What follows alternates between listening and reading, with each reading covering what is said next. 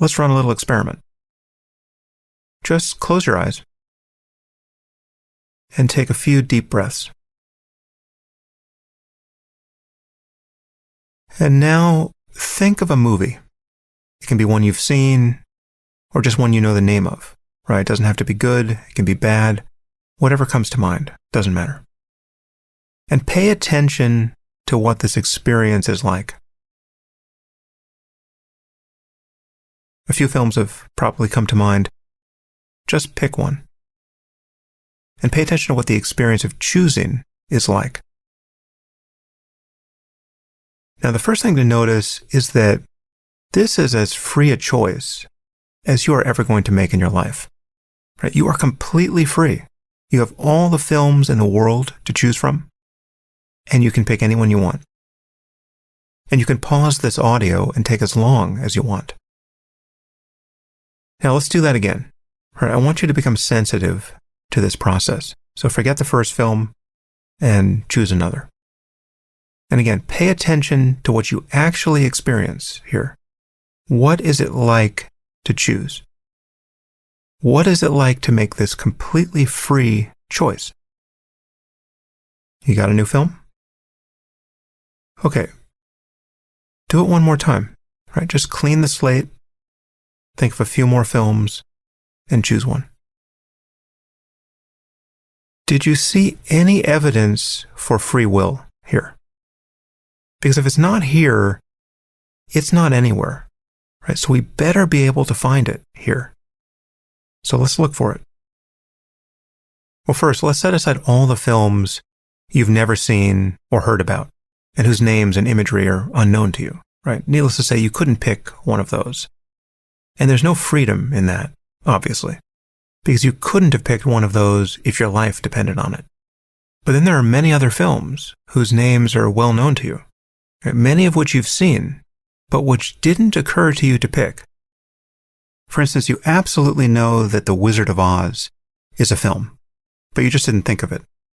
And if you thought of The Wizard of Oz, apologies, right? But you get my point. You can swap in The Seventh Seal or Mission Impossible or The Deer Hunter there. And if you're hearing this for the first time and you thought of all those films, well, then we really are living in a simulation. And it's all about you, apparently. So consider the few films that came to mind, right? In light of all the films that might have come to mind, but didn't. And ask yourself, were you free to choose that which did not occur to you to choose? As a matter of neurophysiology, your Wizard of Oz circuits were not in play a few moments ago. For reasons that you can't possibly know and could not control, based on the state of your brain, The Wizard of Oz was not an option, even though you absolutely know about this film. And if we could return your brain to the state it was in a moment ago, and account for all the noise in the system, adding back any contributions of randomness, whatever they were, you would fail to think of The Wizard of Oz again and again and again until the end of time. Where is the freedom in that? It's important to see that whether the universe is fully determined or it admits of randomness, the picture is the same. Okay, determinism gives you no freedom, obviously. It would just be mere biochemical clockwork. But randomness gives you no freedom either. If you knew that your next choice of a film would be the result of a random process, some quantum roll of the dice, that would be the antithesis of what most people mean by free will. There's no will in that. And if that same random influence appeared 1 trillion times in a row, just by chance, you would think of the same film 1 trillion times in a row, just by chance. I mean, no matter how we think about causation, whether things are determined or random, or some combination of the two, there's no place for you as the conscious subject to stand that isn't downstream of causes that you can't inspect or anticipate. Everything is just appearing in consciousness. Again, focus on the experience here. You can forget about the metaphysics. Free will is an enduring problem for philosophy and science for one reason. People think they experience it. They feel they have it. Do you experience it? Again, if it's not here, it's not anywhere. Right? The only constraint you've been given is to think of a film. And you can pick any one you want. And you can take as long as you want. It is likely that every other choice you have made in your life has been more constrained than this one. What job to take, who to marry, whether to have kids, who to vote for. Most choices in life are much more obviously constrained by other variables than this one. So if you're not free to simply pick a film right now, I don't know where you're going to find free will anywhere in your life. So really pay attention to the experience. Do it one more time. Pick a film, any film. Okay, so we can use my films here to describe the experience. I thought of Chinatown and Once Upon a Time in Hollywood and Alien. And let's say I thought, I'm going to go with Chinatown, right? But then at the last second, I thought, nope, I'm going to go with Alien. This is the sort of decision that motivates the idea of free will. You go back and forth between two or more options, and then you settle on one without suffering any obvious coercion or pressure from the outside world. It's just you and your thoughts, right? And you appear to be doing everything. So, I pick Alien over Chinatown. I appeared entirely free to make that choice. But when I look closely, I can see that I'm in no position to know why these films occurred to me in the first place, or why I chose Alien over Chinatown. I mean, I might have some additional story to tell about my choice. I might now think, well, everyone says Chinatown's a great film, but it's actually a little boring. So I picked Alien, which is not boring. But of course, we know from a vast psychological literature that these sorts of explanations are often pure fiction. And when people are manipulated in a lab, they seem to always have a story about why they did what they did, and it often bears no relationship to what actually influenced them. It's simply a fact that our judgments about the causes of our own behavior are often unreliable. Generally, this comes courtesy of the left hemisphere of the brain.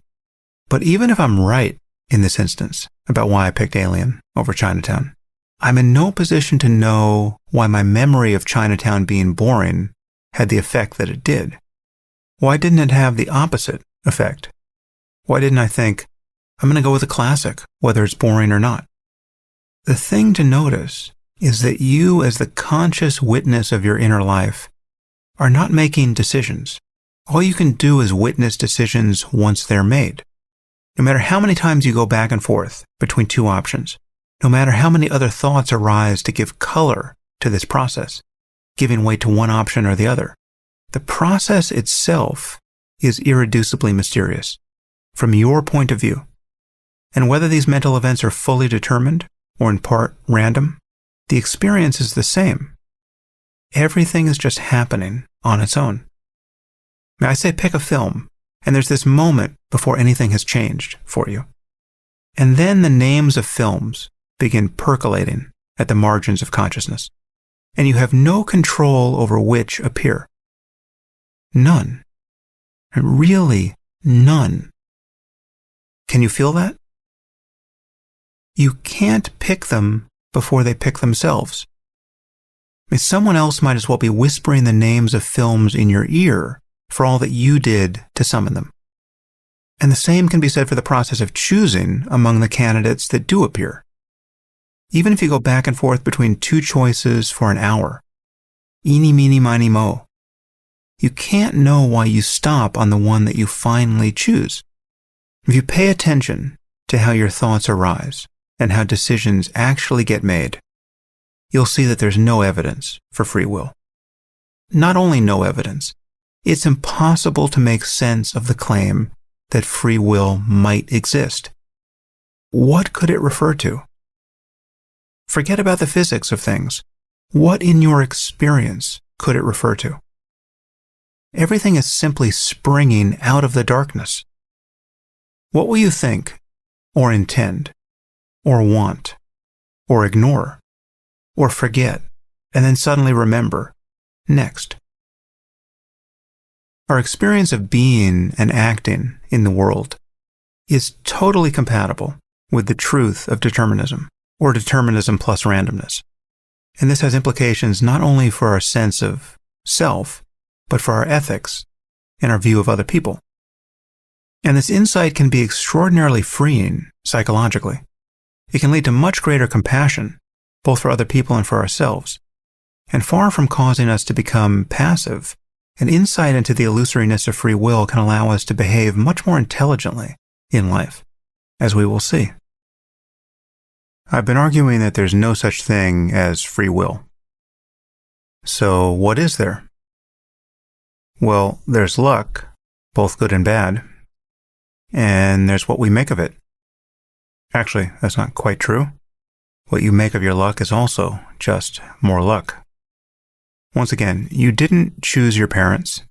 You didn't choose the society into which you were born. There's not a cell in your body or brain that you, the conscious subject, created. Nor is there a single influence coming from the outside world that you brought into being. And yet, everything you think and do arises from this ocean of prior causes. So, what you do with your luck, and the very tools with which you do it, including the level of effort and discipline you manage to summon in each moment, is more in the way of luck. I mean, how do you explain your capacity for effort? How do you explain when you're lazy? How do you explain when you're lazy, but then you suddenly get inspired and make great effort? You can't. The you that experiences sudden inspiration, or a doubling of effort, or a failure of nerve, the you that rises to the occasion, or chokes, isn't in the driver's seat. In each moment, there's a mystery at your back, and it's producing everything that you can notice. Your thoughts, intentions, desires, inhibitions, and all of the behaviors and course corrections that follow from them. This is an objective truth about your subjective experience. You can't inspect your causes. Now, most people resist this idea, seemingly at any intellectual cost. And yet this single insight is the antidote to arrogance and hatred, and it provides a profound basis for compassion, both for other people and for oneself. It's the basis for real forgiveness, again, for other people and for oneself. It is literally the path to redemption, and it's the only view of human nature that cuts through the logic of retribution, this notion of punishment as justified vengeance. And it allows us to simply consider what actually works in changing people's behavior for the better, so that we can achieve outcomes in the world that we actually want.